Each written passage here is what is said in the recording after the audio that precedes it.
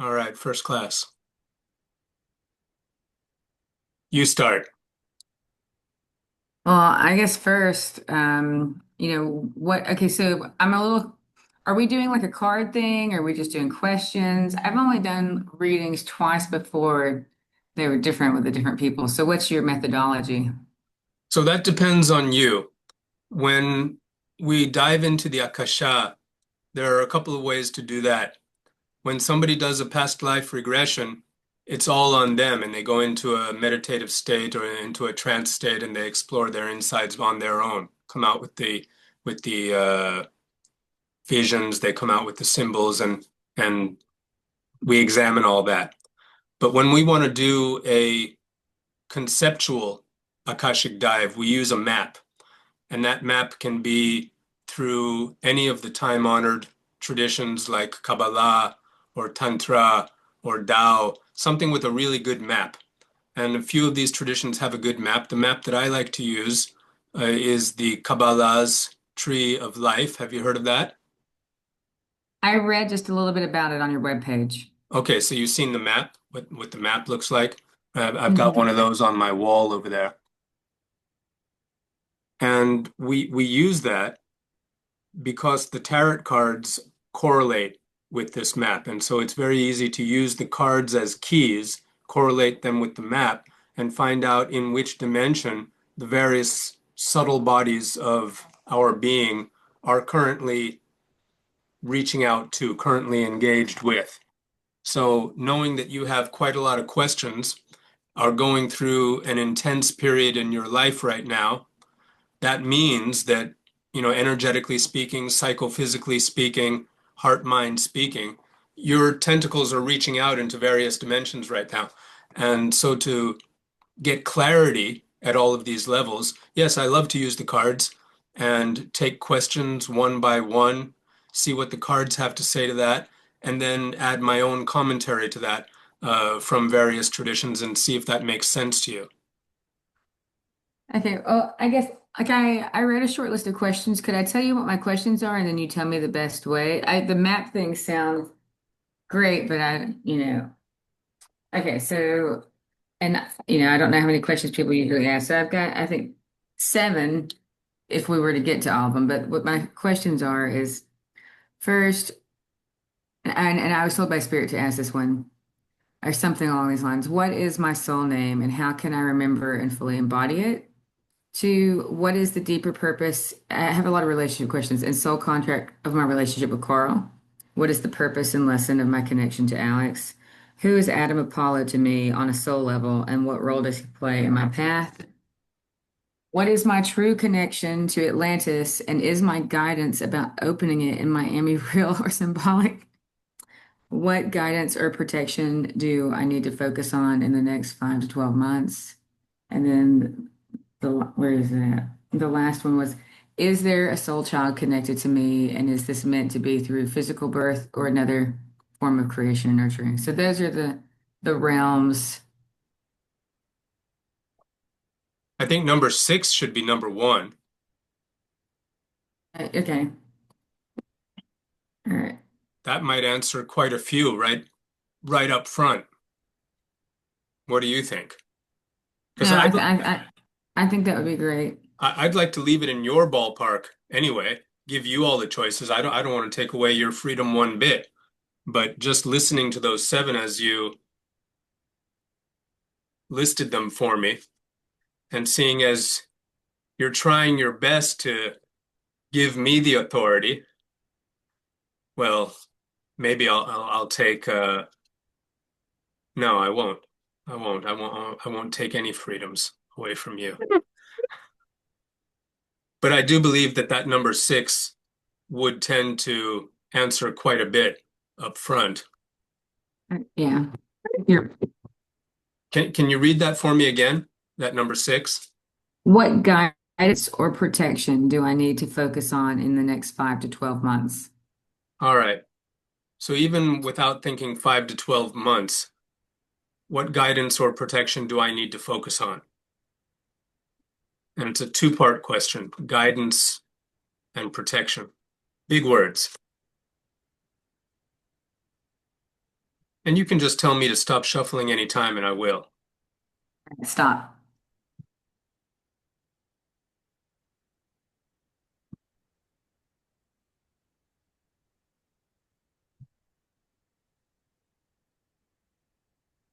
Hmm.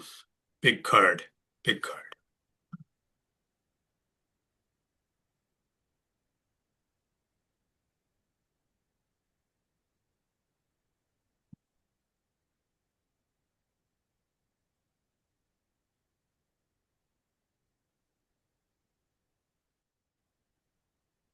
This is the Tree of Life. That's the one that you saw on my wall over there. And just so you know where we are right now, this number 6, right in the heart chakra, right in the center, and this number 5 up to the left, the path in between the 6 and the 5. This is what I'm going to speak to right now. And you don't know what that means. It's a I map. don't know what it is. You're looking at a map of the entire Akasha. And to know what you're looking at, it's important to, and this is answering your question, by the way, it's important to understand the origin story according to these traditions that give us stories of the stars. You want to say I'm something? Go sorry. ahead. My light language keeps wanting to come out, and like, should I just let it? Like it hurts to like hold it. Akasio no koshiana kania, sevakayana, eokokayeka, shio no kosiona bakuna, sikosheka, ionokuna. It's great that we're recording it because where I hear mixes of Sanskrit and Navajo, you know, if it was me, I would be so interested to know what I just said, but I'm not sure what you do with that. I'm slowly working on figuring out how to translate it. Like I was just with it. Like I've always been really interested in the way sound makes us feel. And recently I was told one of the many things I should add to my plate would be I've been told I'm the translator for the Anunnaki. I feel like ridiculous saying all this crap because like I know everybody has all this stuff, but I feel like the things I'm told are just like so fucking big. And so like I hold them in and I hold them and I'm like, is this metaphorical? Is this symbolic? Is this literal? But like it comes back a lot. And yeah. But I do know because like I've been told things about my language, but like I don't know. Like I was told that it was created by the Anunnaki. It was the holy language of the Sumerians and Akkadians. But I feel when I speak it, I do feel very indigenous, like vibes and stuff. So, I know the meaning of a few words, but like the way when it comes in, the way it's translated is you don't translate it literally. There might be some words that are literal. But like I'm given all kinds of different impressions and I have to filter them to figure out what it is. So Well, you feel free to interrupt me anytime you want. I'm going to go back to the origin story now. okay. And this is in answer to your question. What guidance or protection do I need to be focused on over the next 5 to 12 months? And I began speaking by saying that I don't think the 5 to 12 months is as important as the first part of the question. What part of guidance or protection should I be focused on right now? And I showed you this map of the Tree of Life and the path of wisdom that is going to take us, or that you are on currently, traveling between dimensions. But in order for this map to make sense, I want to share with you the origin story that put this map into existence in the first place, because it's the same origin story that the Chinese use. It's the same origin story that the Tantrics use. It's the same origin story that the Israelis, the Hebrews, the Sumerians used. It's the very same before the mythologies. It's the origin story. And it's an origin story that says once upon a time, a gajillion, grillion, billion, zillion, cachillion years ago, before anything existed that we call reality, there was naught but unlimited, unbounded, unimaginable, indefinable, unknowable source. Undefinable, unimaginable, unbounded, limitless, infinite source. And somehow, some way, that one, that all, that source invested itself with limitation and capacity in order that it become. And it became. Nobody knows why. Nobody knows how. We've got a gajillion stories about it today. But all we know is that once upon a time, the unlimited became limited. And the sages say that it was out of a great desire to become that it became. And so first was love, establishing the ground of being. This great desire to become became. Willfully, it wanted to become, and so it became. Knowingly, it knew how to become, so it became. Actively, it had to act in order to become, and it became. Knowingly, willfully, and actively, source became force in 3 dimensions, 3 faces of goddess. The point,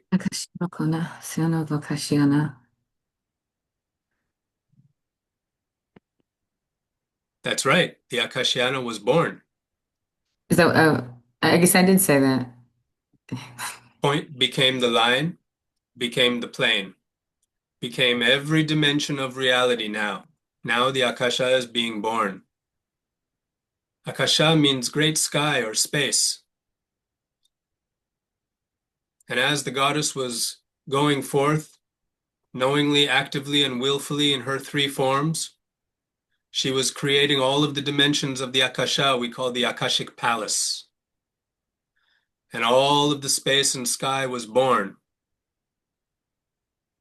And then came the elements, earth, air, water, and fire, bound by the Akasha, and eventually would culminate in this human condition that we're all enjoying today. No problem. And so we say, as above, so below. All that's up there is down here too. And so the sages say, as within, so without. As without, so within. Everything's inside this spark of freedom.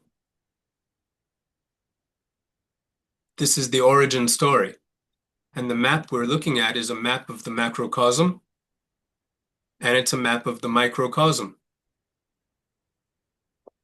It's a map of source all the way down to the human condition where we are. And so every question and every answer is contained within the Akashic Palace. And this great psychic interface that we have is interconnected with the nature at every level. In the beginning was Source. And Source, out of a great desire to become, became, traveling on sound and light. Willfully, knowingly, actively. Boom! It came. The original cosmic resonance went out and lived. Mantra is cosmic resonance, and it exists on a scale. The original sages said that we can connect with nature via interacting with resonance at various levels. And so they created the Sanskrit language they call the original language. This cosmic resonance they call gods, deities. The pranava, the original deity, Om, they say is the first, the original, the infinite. And every seed deity came from Om, Hrim, Krim, Drum, Hum, all of them. The original mantra science. And then when we intone a resonance, we're linking up with that. And so the question is born, okay, why? Why do I want to do that? How's that going to help me pay the bills? How's that going to solidify my relationships? How's that going to bring me happy? Practical questions for practical people, because here we live in skin. All of the elements, earth, air, water, and fire, bound by a great akasha, culminating in this human condition that we're all enjoying today. And so they say, as above, so below, here we are, invested with the very same limitations and capacities as our Creator. Finite. We're here for a few years to enjoy, to experience, to love. And based on that great love that is my ground of being, I go forth willfully, knowingly, actively, creating upon my desire. Go ahead, let it out. Akase onokoshi onavakashia. Siakase onoko vakashi. Onoko vakashiana. Evokosi onokonia. So it makes great sense what you're saying, of course. Because once upon a time, there was this guy named the Nazarene, they called him Jesus. Good guy. He had very, very important things to say. But his disciples tend to mangle his message a bit. You know, one of his disciples named Matthew got one important teaching wrong, I think. And it concerns when the master went out into the desert, because that's what this card represents. The path from the heart center into the desert. And I just need to show you one more time what this map looks like, because if the Christ center is number 6 and God the Father is number 1, original source, and everything behind source is from whence original light and sound was emanated forth, right? If that's the high, if that's the enlightenment, if that's the so-called home, then straight down the central pillar into the number 6, that's the Son, that's the child of the Lord. That's in the heart here. But going up to the left, number 5, well, number 5 is higher than number 6, right? 5, 4, 3, 2, 1 on the scale going back up, 6, 7, 8, 9, 10 coming down into our feet here in the land of the living. That's what this map is showing us. Home and home, forever between two poles. The human being's job to integrate these two forever seemingly conflicting pulls, the pull to immanence here in the world and the pull to transcendence out there in the cosmos. The macrocosm and the microcosm are alive in me. The sages say the kingdom is in here. But if I open up my chest, all I'm going to see is a bloody heart. So where is the kingdom? This dual conflicting urge to transcend this body that is just too real. It is real, with more needs than anybody can satisfy. How can I satisfy my needs? I'm forever needing more and more and more and more, all these bloody desires. Yeah, desire. Born on the ground of freedom. That's why I'm here, to desire, to experience all of that. That's why I'm here. No question of what is my purpose. What I feel is my purpose. That's why I'm here. So, coming back to this path that takes us out of the Christ center to move forward. Because we're all born in the garden. We're all born in that garden before we eat the fruit of knowledge. We're all sparks of innocence, sparks of freedom, humming, humming at the center, jewels at the center of our lives. But when we're not still, when we're not deep in meditation, silent, then we have to take a step away from still point in some direction. And the question you're asking, okay, which direction do I need to go over the next 5 to 12 months? What kind of guidance do I need to be focused on? So Matthew tells the story like this. He says that the master went out into the desert and he was tempted. But the master never said that. He never said he was tempted. He came back with a story and he told his disciples, yo, I met the entire spectrum out there. I saw this side of the spectrum, I saw that side of the spectrum, and on one side of the spectrum, they said, hey, I can turn these stones to bread, maybe. But why do I need to turn these stones to bread when I'm alive on every word of God? Every word, every word. What do I need with a stone? I am the stone. I am the stone that every builder forgets. I am the stone on which you will build your temple too. I am the philosopher's stone. I am the whole stone. And you will always forget me. But what do I need to turn this into bread for when I live on the Word? In the beginning was that Word. That Word was God, is God, and will ever be God. God is sound. Every resonance is a piece of God. Every word. Go ahead. Akashi onokoshi anaka. Ovokona si onokoshi. Definitely you have to transcribe that because you keep saying the same thing, so it must be important. I'll do that.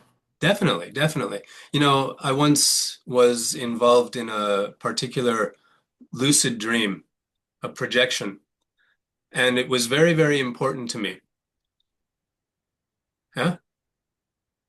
The word AO came to me, and then I was going to ask, like, because you said you hear Sanskrit and Navajo. Like, I know here lately some of the sounds and words that have been coming through have been like Aka and Ao and Aoa. Do those See, mean anything? the problem with Ao, Aka, and Aoa is that Ao can be Latin. And it can be, it depends, right? Because if it's spelled AIO, and we look at what that would represent in Latin and how that Latin would correlate with the Greek and the Aramaic, we have a particular, and this is why I wanted to tell you the other story about the lucid dream, about this projection, because we project into dimensions that we have a relationship with, we have a karmic tie with. I do not share your karma. We may come from the same star, we may come from parallel stars, we definitely come from the same source, we definitely have a karmic relationship because here we are talking together again. But unless we research that, we don't know it clearly. It's easy enough to research what we are to each other right here, right now. But my story. So when I project into the place where I went, I saw what was important to me at that time. And what I saw in the dimension that I went to was a yogi. And this yogi was demonstrating the arts of immortality. And I had always had this deep interest in the yogic arts and the yogic magics and this tradition. And so I woke up in the dream and I became conscious and aware and focused very, very intently on watching that yogi. And all of the dreamscape around disappeared and only he remained. And I was able to ask him a question. And I was able to remember 4 words that he told me. And I was able to wake up and I wrote down those 4 words. And those 4 words happened to be in languages that I'd never heard. What the hell is that? Okay, so now what do I do with that? I was very, very interested, and so I got to researching. And that was hard because ChatGPT hadn't been invented yet. And so and so I got about researching as best I could. And ultimately, I found the correlations in Urdu. I found the correlations in Arabic. I found the correlations in French, and I found the correlations in. And I wrote a blog piece about it so that I never forget what's going on. But I don't remember exactly right now. But it was important enough to me to research, and I found out through those four words in languages that I couldn't possibly know in this lifetime, right?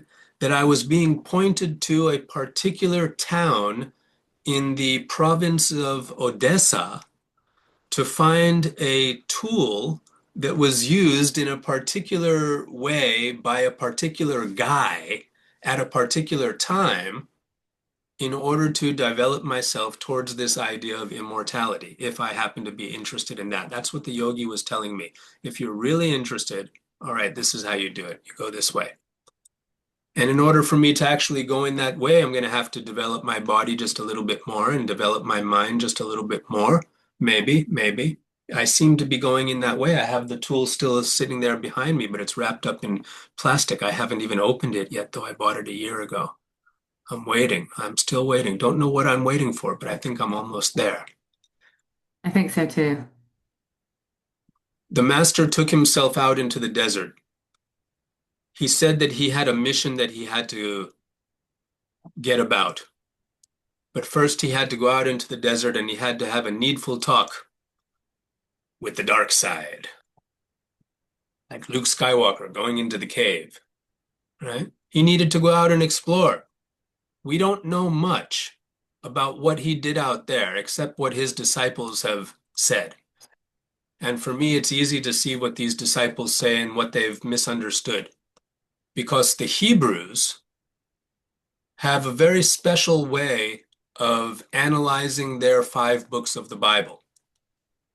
They take it five levels deep, analyzing every letter, not sentences, every letter of every sentence. And then they turn them around in different orders too, and they assign them numbers as well. Five levels. Wonderful, wonderful interpretation. And it was around the same time that Jesus was telling this story of being out there in the desert that he claimed to be here to fulfill the laws of the first five books.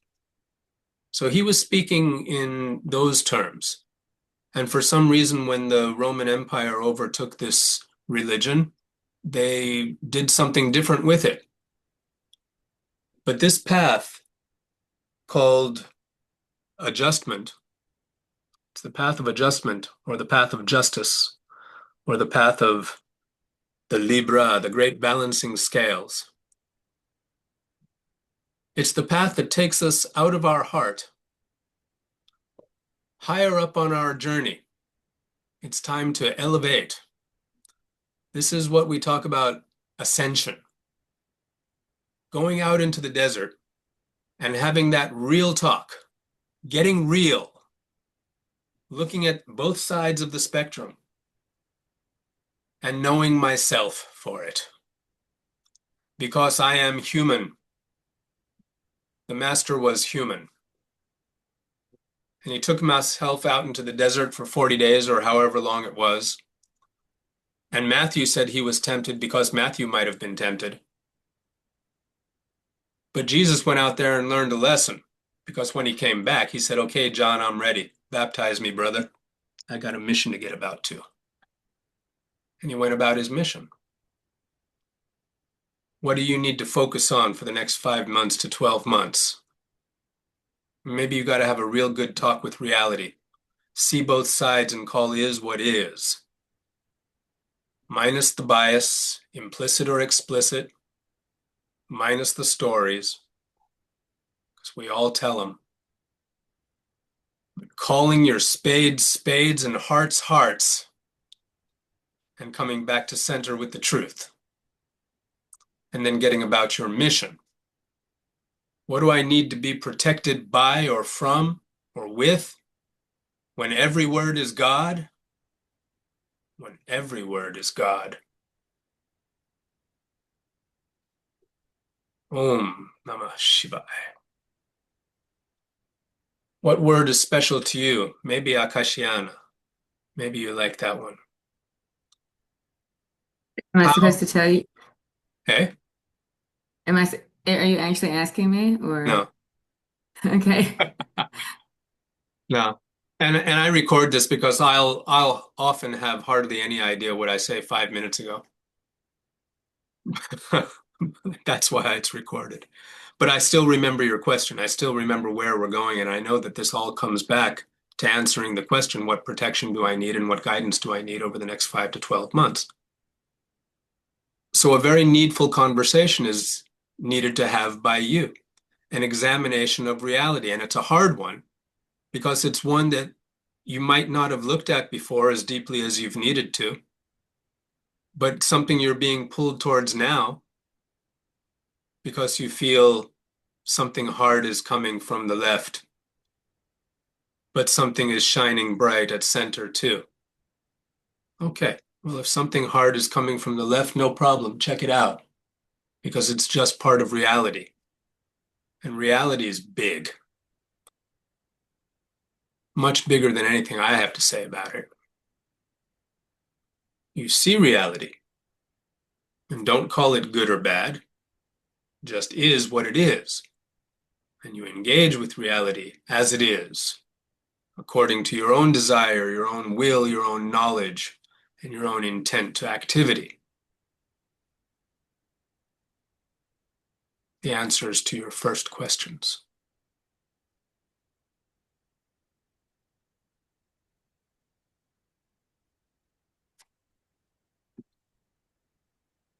Great sword of justice slices right through the bullshit.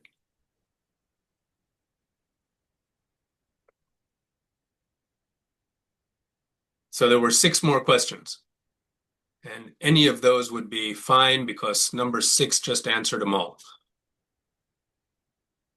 Reality.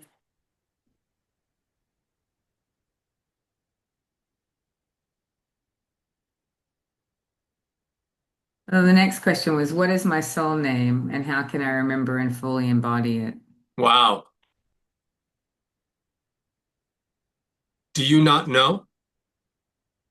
Well, I don't I know a lot of identities, but I don't know like I feel like the name something deeper. I've been given many names, but I mean sometimes I don't feel like I have a name. I was told from the void, like my version of that is, like who names a void?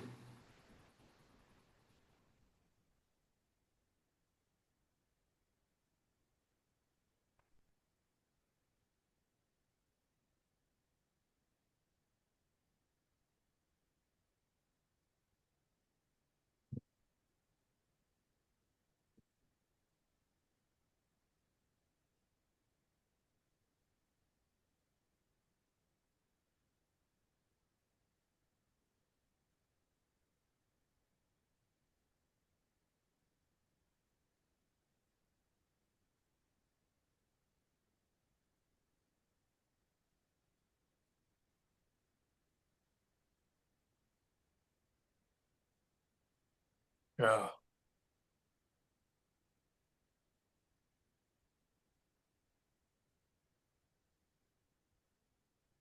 Hmm.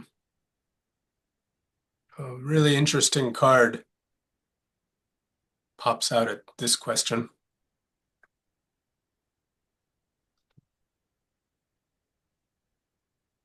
This is what it looks like.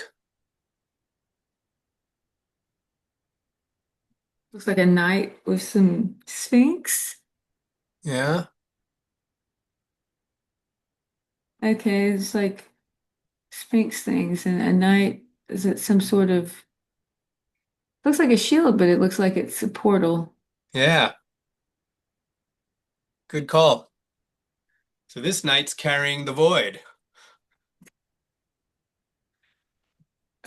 How'd you do that? David, you would not believe the crazy ass shit I've been told. Well, I'm not telling you anything. I I'm know. not telling you anything you don't know anyway.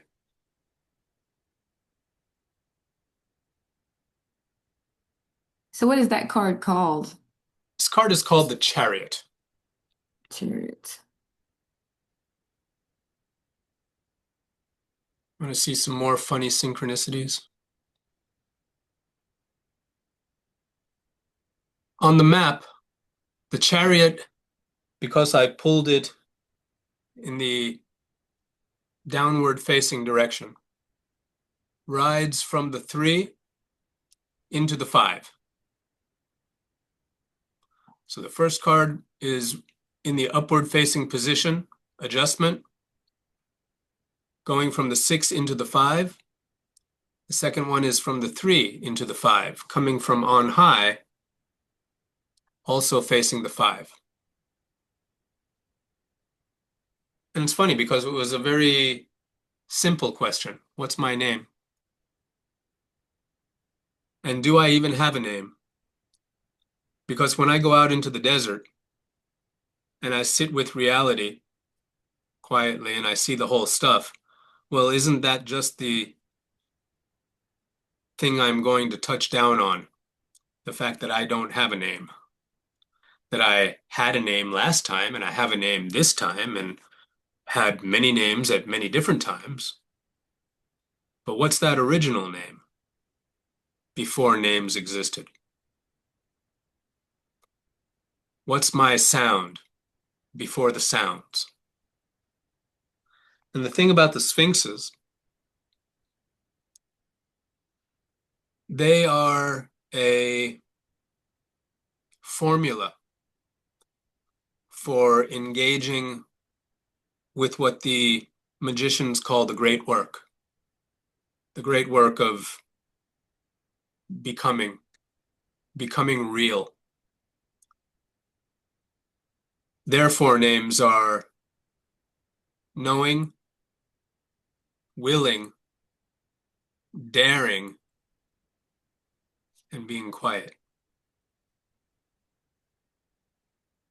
Know, will, dare, and shut the fuck up.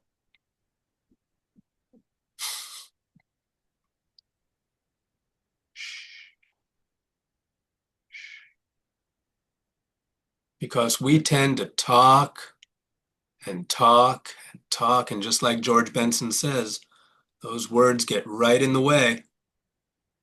They get right in the way. You know George Benson? I've heard the name. The Masquerade. Okay, wow, showing my age, I guess. Well, God told me that He gave me less hard drive space and more processing power. So I'm not good with details. So I just kind of live in the moment. God, that were so cool. Yeah, living in the moment is good. Absolutely. In the beginning was source. Source became force, went forward, and every resonance was born. She is a mighty goddess, Mother Nature, comes forth in illusion. She is the first self-identification, the first to identify with Source. Source births the goddess. Goddess turns around and says, Yo, what? What am I? What are you? There's two? Huh? An illusion was born. Non-duality became duality. Suddenly, duality was born. I have a name? I don't have a name. There's sound? No, it's quiet.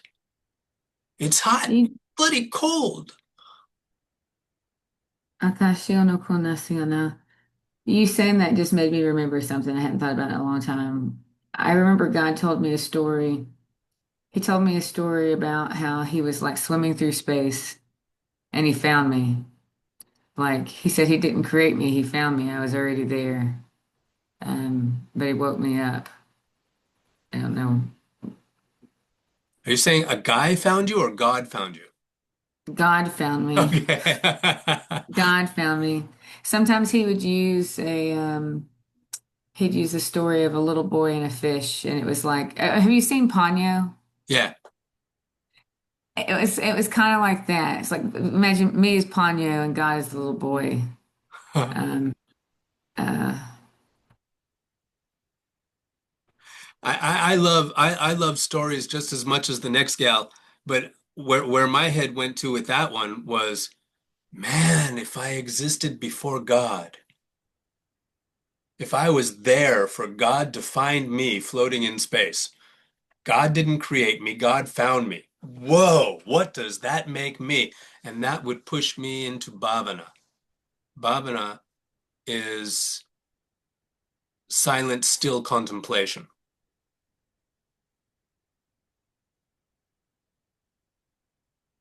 Can I share a few things with you and maybe you can make sense of them? So when God woke me up and he woke me up, he scared me awake. He came into my body and started speaking to me through me in a variety of different ways. He told me that we're all fucking God and Jesus. We're just lazy fucking bastards that haven't been trying hard enough. That time is a construct in our minds and making us sick and like a whole bunch of other stuff. And I was like, what? Okay. But he's always told me that so we have a reciprocal relationship that we're swimming together, like infinitely expanding, that he grows with us. And I know recently I've been thinking a lot about energy and spirit and how everything is energy. We're just kind of taking turns. Um, but he always spoke to me kind of like it's not like he's actually like God would be like everything. And like he told me a few times that he's like the voice that speaks to me is like the elected representative of the collective coming through, that like there is no real God because we're all God, but like there is a collective voice. But that collective voice also has its own personality. Yeah, in my tradition, we call it the council. The council. Yeah, the council of gods, deities, voices, presences, resonances. And so we make funny altars to the council and put funny shapes and call them different names. This one's named Shiva, and this one's named Tara, and this one's named Kundalini, and this one's named Padma, and this one's named. We give them names. Ritual, ritual magic. That's Tantra, that's Tao, that's Kung Fu, that's Kabbalah, that's Rastafari. There's some good ones, some good time-honored, time-tested traditions. Because at the end of the day, there is only one question, really, that a free woman needs to concern herself with. And that is, what do I want to do with my time? That's the big one. You are free and you have autonomy, invested with the very same limitations and capacities as that which created you, name it what you will. You got a little bit of time. What do you want to do with it? What do you want to create? What are you here to create? I'm not asking, it's rhetorical, it's for you. That's for you, Shiatra. Business, spread the light. That's all up to you. That's your answer to answer, not for me to tell you or anybody else to tell you. That's Socrates to Phaedrus. When Phaedrus asked, Master, what's good? What should I pursue? Socrates hits him upside the head with a shoe. How can I or anybody else tell you what's good, yo? They say Socrates had some juice. He was the wise guy of his time. But all time-tested, time-honored traditions will basically boil down to the same nutshells. Freedom. Freedom and truth. Reality as it is. All the stories are good. The alchemy stories and the mystic stories and all of the stories are good if they serve the purpose, if they serve the goal. What's my goal? What's my goal? Which story is going to serve me at this time? What's my goal?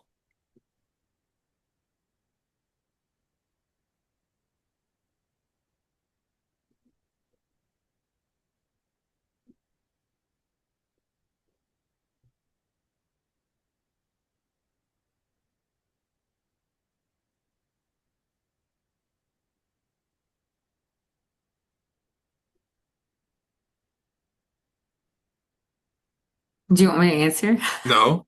How can you answer what my goal is? Oh, so then you're asking me what my goal is. You answer that for yourself, of course. Yeah. You had another question on that list? Yeah, I want to. I'm going to skip around a little bit. Who is Adam Apollo to me on a soul level, and what role does he play in my path? Tell me when to stop. Stop. Did you just say stop? I said stop. It was weird because the screen seemed to flicker and freeze for a moment.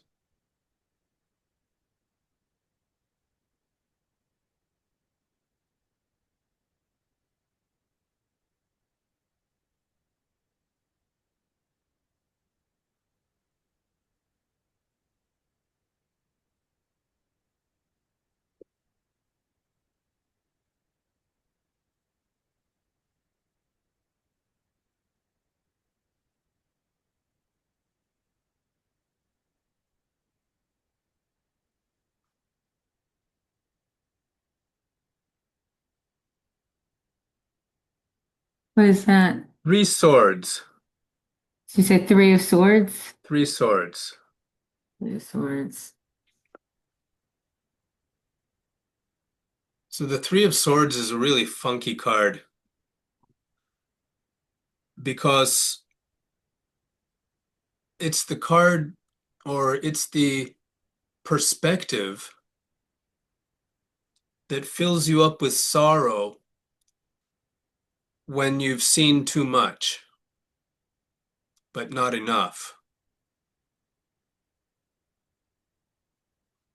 You're filled with sorrow because you've seen too much and haven't seen enough yet. If you can just see past the sorrow, you'll get to the love. That's the Three of Swords. If you recall the map you looked at, we've been from the 6 to the 5 and from the 3 to the 5. The chariot moves between the 3s and the 5s. The chariot is bringing you down from the 3s into the 5s, so you're not ready to go across to the 2s yet, according to this next question. The first one was taking you from the 6 into the 5 into the desert. The next one, you were on the path between the 3 and the 5 into the desert, right? You need to be in that desert for some reason. You need to know what this sorrow is, why you're feeling what you're feeling. You need to see that side and know it for what it is in order to bring yourself back to center.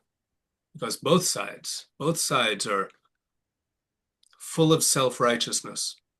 Whether it's the bliss side or whether it's the sorrow side, both sides are just sensory experience on the great spectrum. But in the 5s is where we figure that out. The 5s are full of conflict and anxiety and worry and fear. That's why Matthew was so scared when his master went out into the desert and he said he must have been tempted by the devil. Must have been. Akashi onoko wakasi. Ayana kane siokunia. Absolutely. But Jesus didn't say that he was out there being tempted. He didn't come back with scars on his face and say, yo, this was a hard time. He didn't say that. But he did say he looked the devil in the eye. He did come back and say every word, every one of them. And so when you look out into the world and you see what the world is doing and suddenly you're sad, what story are you trapped in? Yeah, maybe you understand something at a really, really high level. Maybe you understand this great interconnection is being ignored by governments the world over and the earth is being raped and her children are being. Yeah, we could rage. Sure, we could rage. And we'd be lost if we got lost in our rage. Unless you could rage intentionally without getting lost in your own attachment, right? If you could just get past 3 and get into the 2, you'd find peace of mind. I don't know who that guy is to you, but this conversation came up.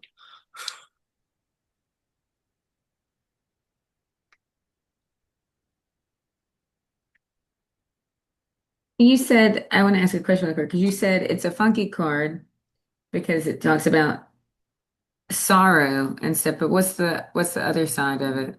Or what makes it funky? Because it is high knowing.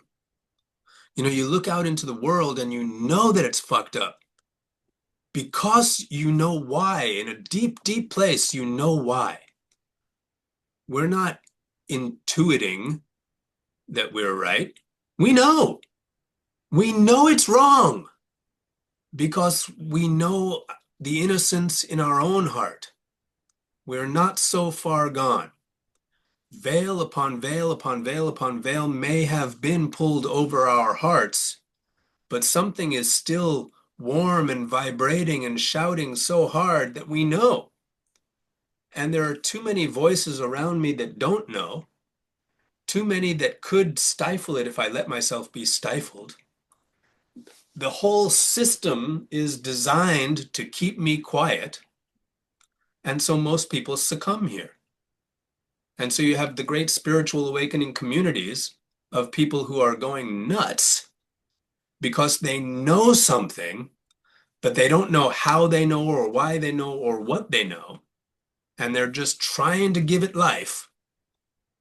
And everybody's coming in with opinions upon opinions and stories upon stories and making even a bigger mess. And it doesn't do anything to the knowing. It doesn't take away from it. It doesn't add to it. It doesn't support it or nourish it. That knowing is never changing. It's not going to change. And that's the funky part of this card. You look out and you feel like shit because you know something really, really hard and really, really hardcore and really, really good. That spark, you know it. But you look out and you see what's wrong immediately and it makes you cry. It fills you with pain and it fills you with rage at the injustice of it all. And you get stuck in that. You get stuck in the sorrow, you get stuck in the chaos, stuck in the confusion. That's the sorrow part.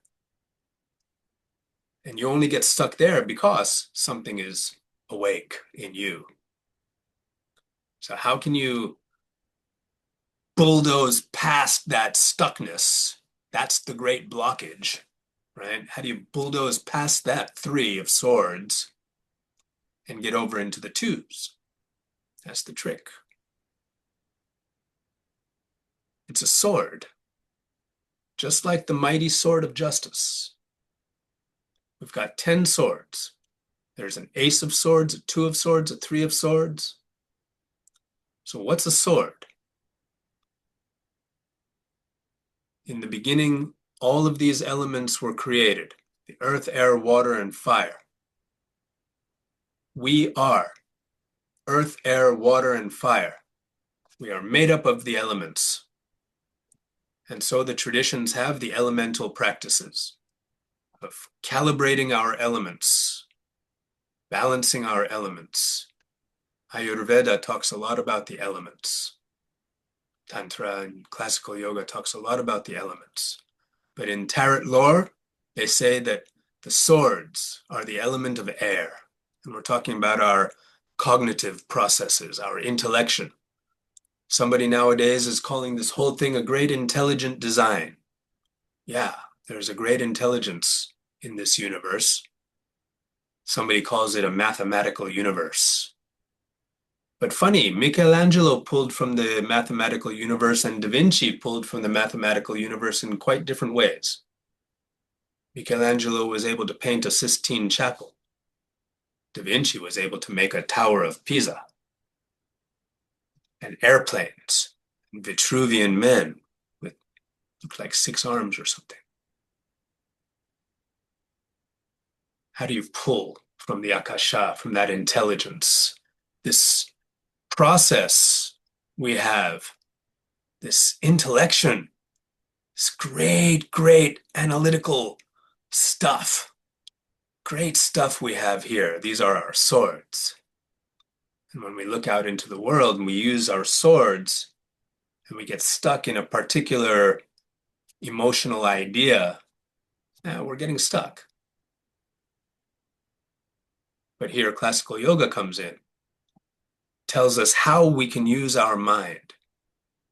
teaches us what this mind really does when it looks out into the world and identifies with something, suddenly owns it, says, that's me, that's mine, I am that. I have a relationship to all that's around me. Does I have any relationship to anything that's around it? I doesn't have any relationship to anything that's around it.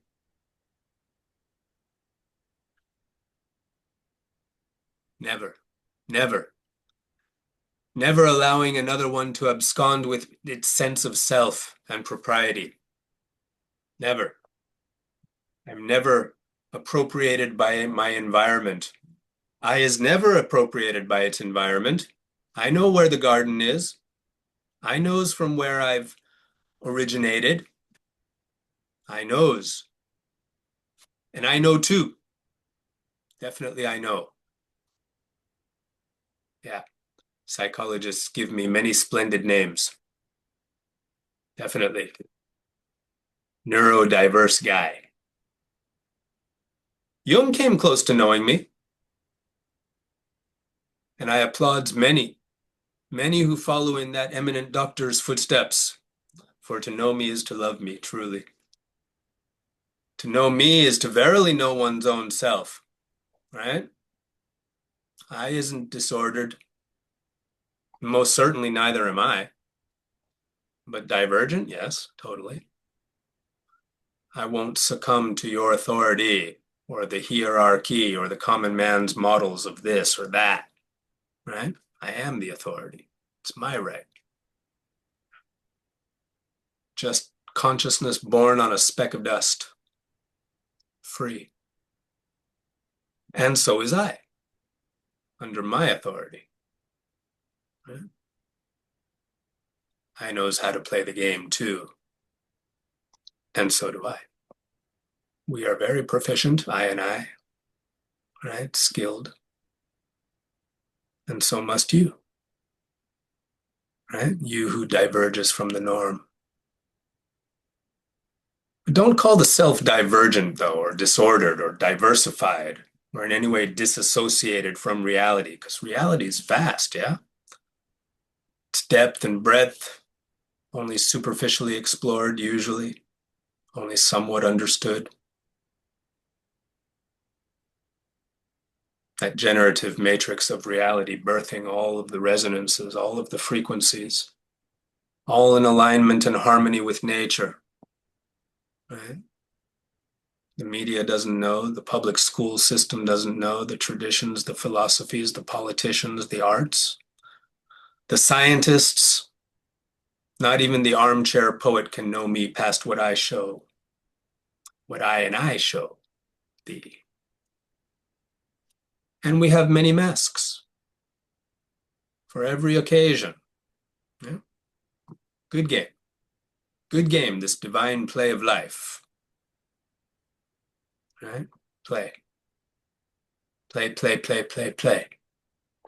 Be happy, be happy, be happy, but learn the rules of the game. Right? Be a conscious operator on this field.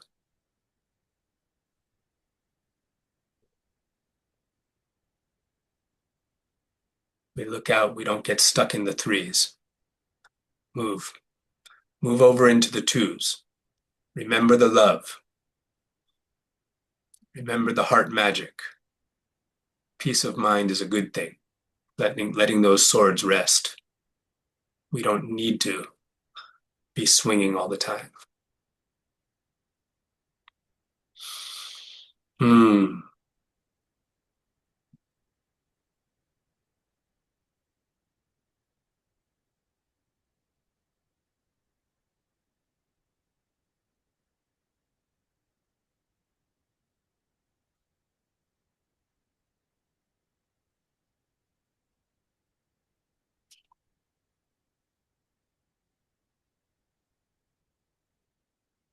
You came to one of the satsangs once upon a time. I think it was satsang number 2, the truth and honesty one. That sounds familiar. Yeah, that was the second in the series of 10. The one you told a story. Something about a dog. Oh, really? Was that the one? That was compassion. That wasn't truth and honesty. That's number 8. You came late. Okay. That was a good story. That art starts in the very, very beginning, before teaching the yamas, before approaching the guidelines. The guidelines are to learn how to get this thing under control, to learn how to get this mind under control. And Patanjali, the one who gave us the first 5 yamas, he tells us in the beginning of his sutras that the entire problem is just because this thing reaches out and attaches to some idea and identifies with it, makes a relationship with it. That's all. The whole mess starts there. If you simply don't make a relationship with it, it's easy, very quiet, and then everything just flows.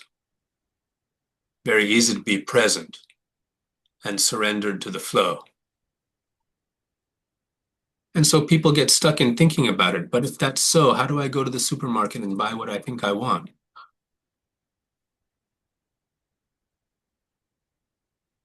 How does non-duality get reconciled in duality? How do we do these dual, seemingly conflicting urges to immanence and transcendence? Yoko ka seonoko shia, seonoko wakaye. Yeah. Shika seonoko siana. Shikase onokoseana. Does that mean something? Tell me, David, what does Not it to mean? me. Not to me. Oh, I love language and I love I sound. I love language too. I was actually just thinking about that. So I've always been really fascinated with the way sound makes us feel, and I know that's connected, but I was actually just thinking about your name, wondering about, like the names that repeat in our lives. And, David, I know it means my beloved. My father's name is David. My brother's name is David. First boy I was ever with was name is David. My boyfriend Alex's father's name is David. Your name is David. I know many other Davids. Like, why are there so many freaking Davids in my damn life? David had a unique relationship with God, according to one story. You know the story of Get David, Uh, Bible I, I, David, King for, David. I forget. If you mentioned a little bit of it, I might remember. Yea, though I walk through the valley of the shadow of death, I'll fear no evil. Is it the one where God carries him or The Lord is my shepherd, I shall not want. He maketh me to yeah. lie down in green pastures. David's Psalm, King David, Solomon his son, Jesus of the line of David. See, I've been talking about the line of David and I'm like, okay. But is it literal, metaphorical? I don't know what it It's a story. means. It's a story Yeah. in the Bible. There's a genealogy, a lineage, Moses, David, Jesus. I know I have some connection to Enoch, who I had no idea who he was. I started channeling him and then So this is the thing about Enoch and Enochian physics, right? If you're going to, you can go in that direction. If Enoch is a guy for you, or the angels, or the angelic magic, or the physics of Enoch, possibly that's for you. But the question that the free woman needs to entertain first and foremost, what do I want to do?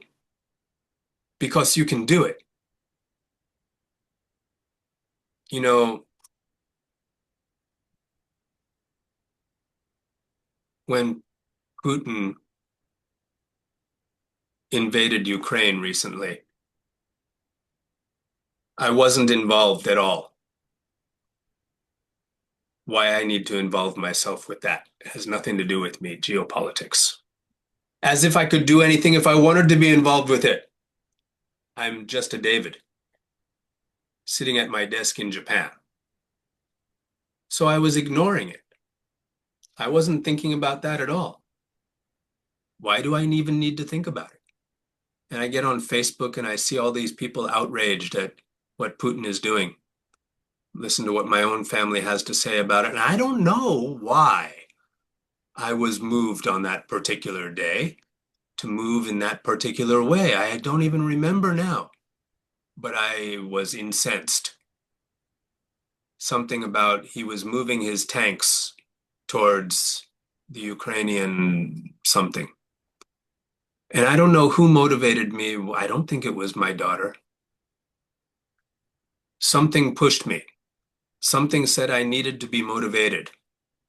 And so I spoke a few words to the council and I said that it needed to stop. Immediately, he needed to be stopped.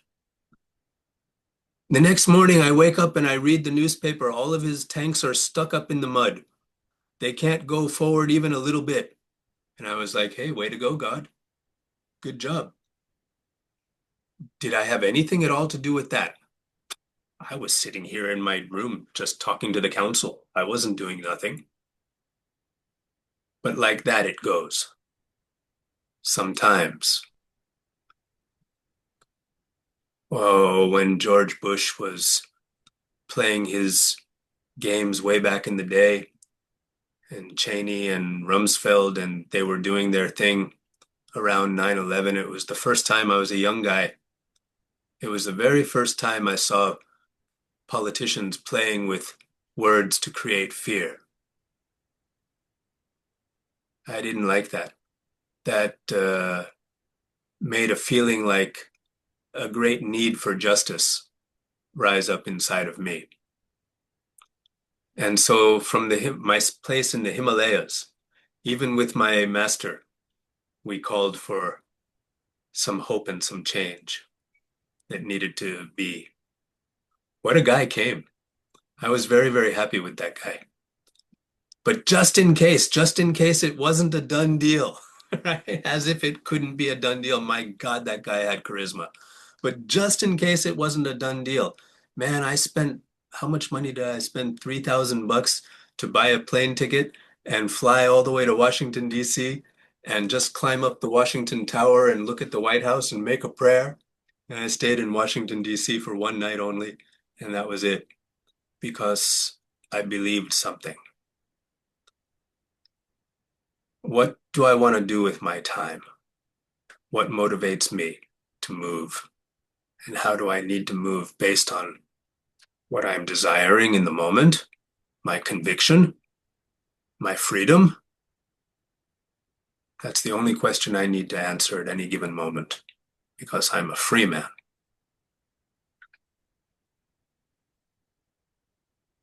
Only question we need to answer. Is my story serving me?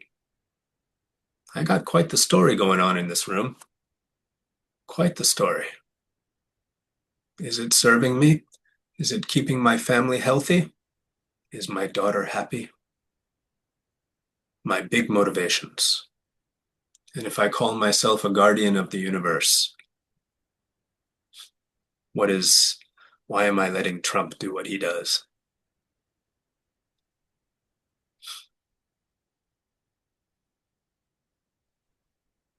Anger gets me in trouble. I'm just a human guy, feeling what everybody feels. I can say I'm at still point, but I'm not at still point. I feel everything. So when I see them rejecting, God, they rejected him. Just like they rejected Christ. I was pretty pissed off. I said, fuck it, you can have them. Take them. See what happens now. Boy, okay. We have to be careful. We have to be really careful. If I could go back, maybe I would be something different.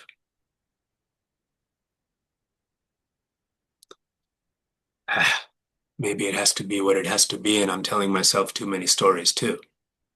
But there seems to be something called synchronicity. There seems to be an interconnection. And the higher we go on our ascension, the more tapped in we get, the more real it gets, and the more effect actually is made. And so we have to be still a little bit. We don't have to be anything. Who am I to tell you what's good? I feel I should be a little bit more still because kicking can make an earthquake. Lots of stuff can happen. Is my Resonate.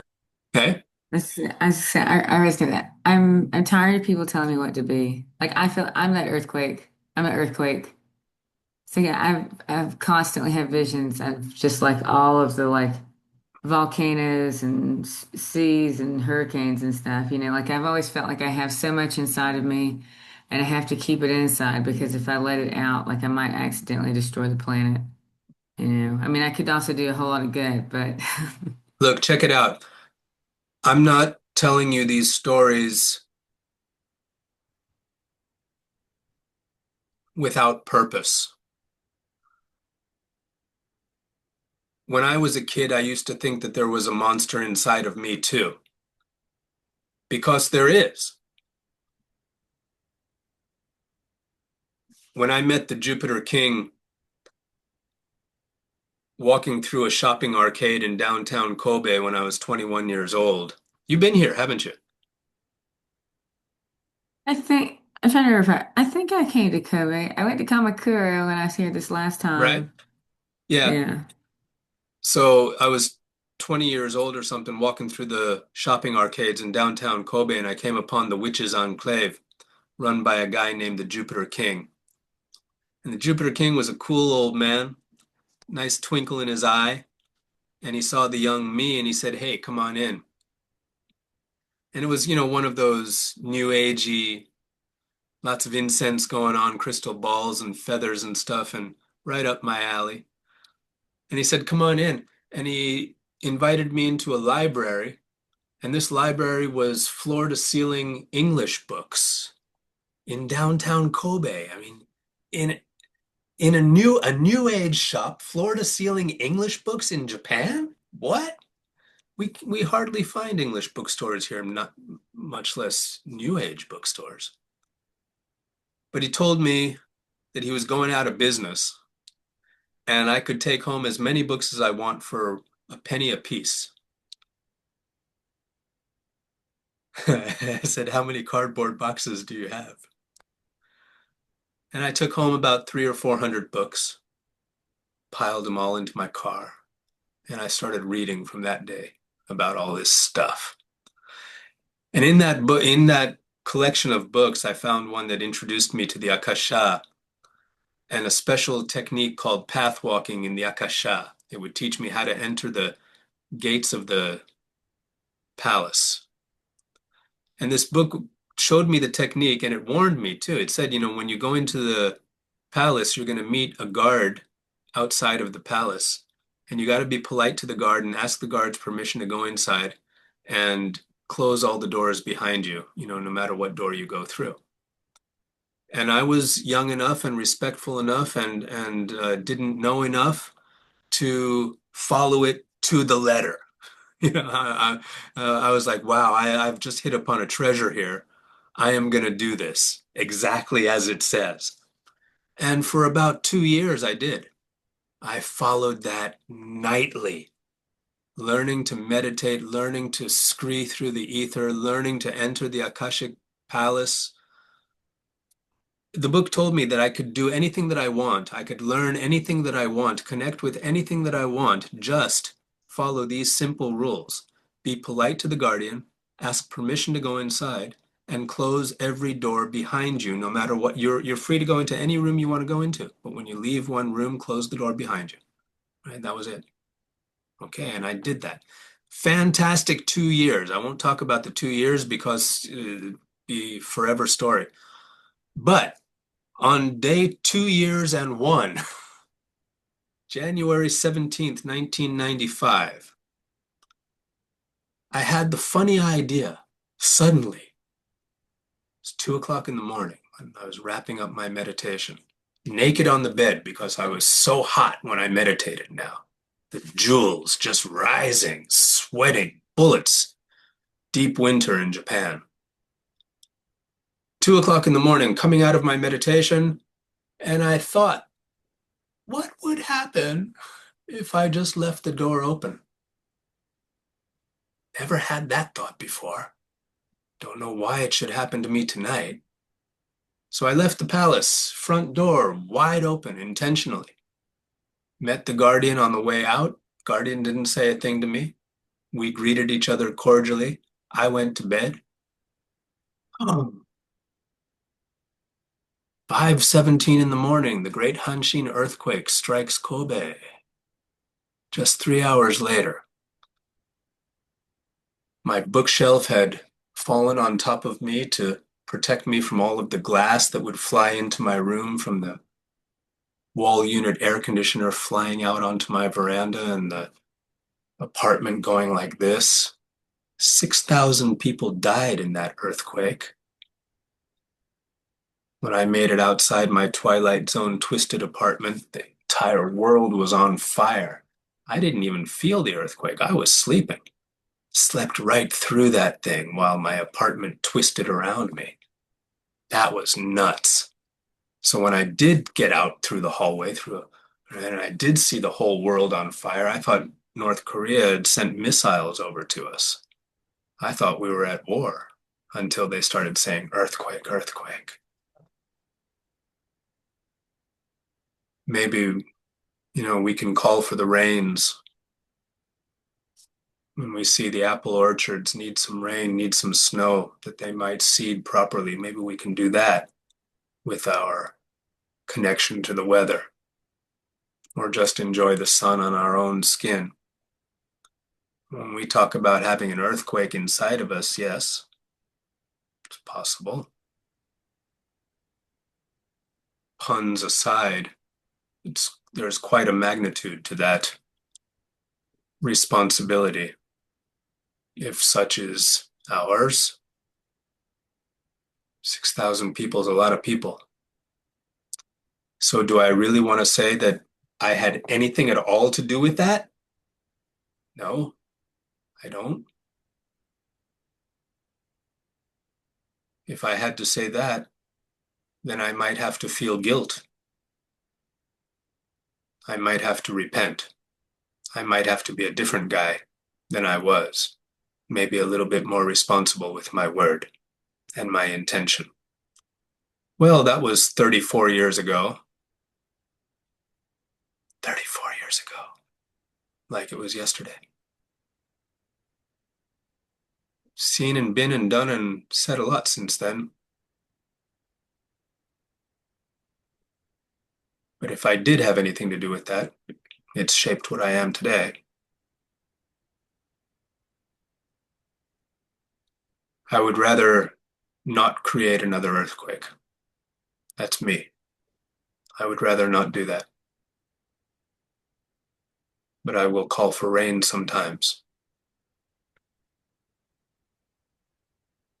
And there's this Senator Ossoff. Ossoff is his name? John Ossoff? I'm not sure. I'm taking a break from my mental health. Yeah, there's not many good ones out there except the California Governor Newsom, maybe Texas, what's his name? 40 years old, good speaker, gay guy. I don't know. Forget his name. He doesn't talk enough. There's a couple good ones out there, maybe, maybe. I'm letting the hope rise inside of me again. Because I don't want to see America die. Even though every America or every empire needs to die, I have too many friends over there right now. So I'm feeling something. You said multiple times, like, what do I want? What I want I want to come live in Japan for a little while, learn from the culture and stuff, and then bring that back to the United States Cool. and try to marry the best. Like that's what I'd like to do. Cool. Why not?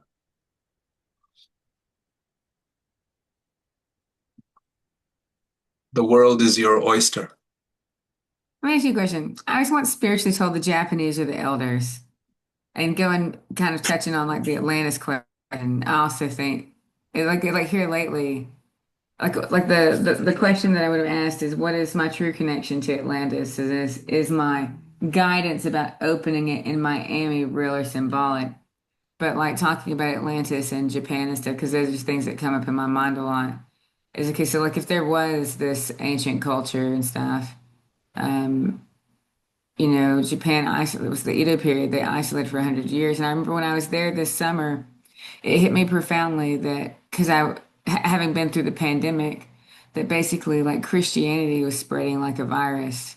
And I was in a museum and it talked about the shogun or the emperor, whoever, knew that his people weren't strong or stable enough to, weren't mature enough to withstand that onslaught. So they closed the borders.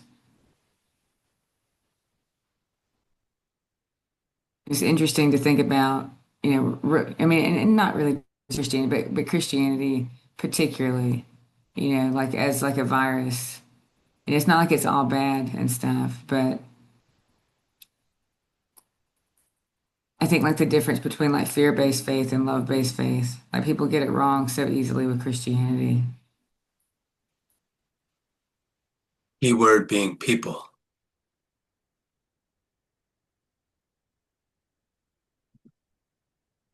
On my flight to Israel when I was 17 years old, there was this guy sitting next to me on the plane. It was my first trip abroad, and I was feeling kind of nervous. I don't remember what I was feeling. I remember the guy, though. The guy was such a nice guy. He made me feel good. He made me feel warm. He made me feel safe. I felt love. Very, very good vibes from this guy. And so I turned to him and I asked him, "Are you gay or are you a priest?" That was my question at 17 years old. It was the only way I could form the question. And he laughed. He said, "I'm a priest." Yeah. One of my favorite family members in my family is my uncle Steve. He was an English teacher, Harley Davidson biker in the Hells Angels or something. And he was a gay guy. And I don't know what any of that has to do with homosexuality at all. But the vibe that I got from him is the same that I was getting from the guy who was sitting next to me on the airplane. This love, this great love. And that great love was how I'd always associated the feeling of the priesthood. That was my stereotype. I had never had any interactions with the priesthood, actually, except I wanted to be a priest. This Jewish boy grew up in a Jewish home who was invited to church one day by the girl he had a crush on across the street, her brother, to be baptized, even before he was bar mitzvahed. And so I asked my daddy, I said, "Hey, can I go to church with Melanie? They want to baptize me." Daddy said, "Hey, go ahead, check it out." So I went to church, and the guy says, "So, do you want to accept Christ into your heart?" I was like, "Yeah, yeah." He says, "Okay, then you are baptized. Here's your Bible, take it home." And it was a happy day. Great happy day. I think that was my only experience with the priesthood. But yeah, there are some fucked up people out there in the name of religion, that's for sure. Absolutely, absolutely. But at its heart, there was a master who said something and who taught something. At its heart, it's something good.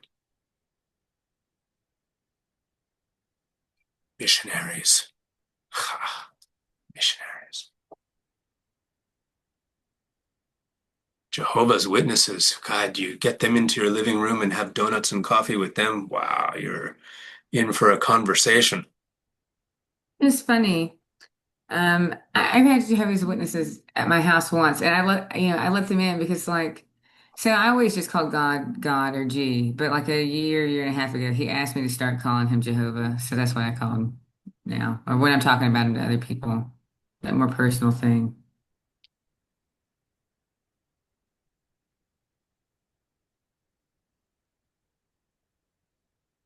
Okay, what's that smile, man? What's that smile? I'm just feeling good. I was wondering if you're feeling good. I'm feeling good, you know. I feel like down here, I just feel like it's like one puzzle after another, and I like puzzles, but sometimes I'm like, come on. I'm ready to just there's a lot of puzzle pieces. Yeah. Yeah. In the tradition, we say that spiritual practitioner is benefited by establishing a view and going on one view until they're solid on their path. Because mixing and matching a whole bunch of different views, like you just said, millions of puzzle pieces. I'm going all over the place. I call Japan Avalon. Do you That's, really? that's what it was always to me. The bridge between the earth and the metaphysical universe. When I came here, I discovered magic, discovered Reiki as soon as I got here, you know, all the power spots. But it was the story of King Arthur and his knights, One of my favorites. right? And what chivalry, the code of chivalry represented, that I saw the code of Bushido representing. I saw very, very similar codes between the samurai and the knights. And then when I got here, it was just so magical. Yeah, you must be tired. I'm alive. I'm here. I'd rather be here and be tired than not be here. No, yeah. I've always called her Avalon. Yeah, I am only bringing it up because you mentioned Atlantis. I almost died at Avalon State Park last year, and I made a bunch of dance videos to this song called Avalon. The song talks about going to a place that we know, beyond like the fire and stuff, but like it's a place we've been before, but we're remembering. I feel like it's the same thing as Atlantis. But what I don't know is like I'm told that there's specific locations. Like I'm going to make my way down to Miami to literally go investigate because I was told by so I've been talking to trees a lot this year. And actually, when I came to Japan this past summer, it was the trees that summoned me to Japan. I'm always being told, ask the trees for advice. Did you go to And Sadogashima? I didn't go to Sanagashima. I went all over the place. Honestly, I had a lot of really intense spiritual experiences over there. I probably had some of the most intense ones, like in Ueno, just like sitting there with the ponds and stuff.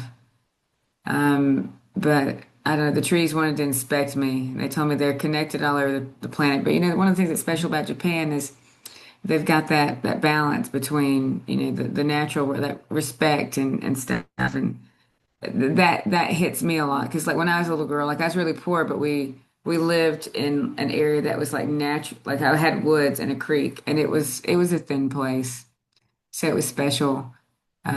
Not a lot of people are privileged to grow up in a thin place and to have magic all around them. And I experienced magic when I was a kid, and then forgot about it. But I'm trying to remember. Okay, so the name Saitama always comes to me, and I know that's a town, but is that also like the name of a goddess or something?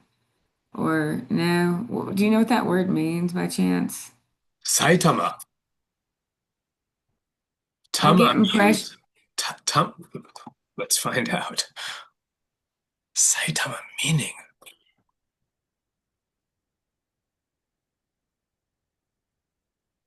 I will say etymology is one of my favorite things. I love looking stuff up. So you're talking about, you saw the chivalry thing. When I look at different religions, like I'm autistic, and one of my things is pattern recognition. And so, like for instance, okay, in Japan, tell me if you're familiar. Okay, so the Japanese, there's a difference between sleep and rest, right? Yes? Okay, well, Americans don't know the difference between sleep and rest. Really? Yeah, they don't know the difference between sleep and rest. Huh. Um, you know, and so like talking about patterns and stuff. Like my husband works for a Japanese company. Um, okay, so like in the Bible, okay, so like when God says to sleep on the seventh day, I'm like, okay, that's a ratio. If you look at all these other things, it's a ratio. It's a ratio of like rest to like work. Now you got to define what does work mean. And from my understanding so far, work is basically like when you're really activating the mind. So like if you were to work, you would want to rest for one. If you were out of every 7 hours, you would want to rest for at least 1 hour or something. I don't know. I don't know why I'm talking about this right now, except that this has been on my mind lately because I came up with this formula thing. I was trying to adapt it for us, and it's like, okay, so I was told that, okay, let's say it's a 7 day thing. And on the seventh day, it doesn't matter what day, but just on the seventh day, you've got to rest for at least, that many hours for every hour that you worked the rest of the week. So let's just say you've got to rest for 7 hours, and rest being like the Japanese are really good at this. Rest being things like meditation or the hot baths and things like time in nature and stuff. Um, but what I was told is if you don't do it, so let's say you have 7 days. If you choose to divide your rest over multiple days, then there's like a penalty. So you get it, like if you divide it over 2 days, there's an extra hour for each one. And I don't know, all of this was kind of in relation to like the Japanese salaryman culture, but how they're able to do it. Whereas over here in America, my husband works for Honda, and the production lines and stuff, like the Americans don't rest and don't stretch and all that kind of stuff like the Japanese do, and like their bodies are breaking, you know, like In Japan, they have a special word for death by overwork called karoshi, because although this country is an animist country, as tapped into the magic as anybody possibly can be, the modern day man and woman are so disconnected from their roots and are as dysregulated and dysfunctional as the best American among you. They will give you a run for your money. I bet that if you ask the average Japanese person, and I work in corporate Tokyo every day, if you ask the average Japanese person about their schedule of rest and relaxation, recuperation and rejuvenation, they will look at you and say, "What's that?" they've forgotten. Totally But forgotten. they have it in there. I guess that's the thing is, sometimes that's one of the reasons I like visiting Japan is sometimes you need an outside person to come in because when you're too close to a problem, you can't see it. You can't see the thing because like when I look at Japanese culture, like recently I was thinking about it. Like the Japanese, they remind me of bees, especially the guys. I do think no offense, David, but I do think that this world is naturally more of a matriarchy than anything else. And I was thinking about the Japanese culture and the salaryman thing, and I do think they've lost sight of it. But I think I would have guessed, if I was guessing, based on what I've seen in the patterns and stuff, that at one point they knew that, women protect men in the spiritual realm and men protect women in the physical realm, and that they value their queens. And if we're talking chess, the queen is the most powerful piece on the board, and she protects her king. But if she doesn't protect her king, then the game's over. Japan So is a country where the queen created everything. Her name was Himiko, the original ruler of Japan, Himiko. And I call Japan Avalon because Avalon is the island of the priestesses. And it's the priestesses who created the Merlin, and it's the priestesses who created the king, and the lady who gave him his sword. Yes, I am very much a mother-worshipping man. I know. And with that, my friend, I bid you good night, because here it is very late, and I have to wake up at 4. Thank you so much, David. I appreciate you squeezing me in. I'm very I happy do to see feel you. I feel a lot better. You'll see me again. You'll see me again. All right. Take care, Carol. I'll get this data to you soon. Okay. All right. Thank you. Ciao Good for now. night. Bye-bye.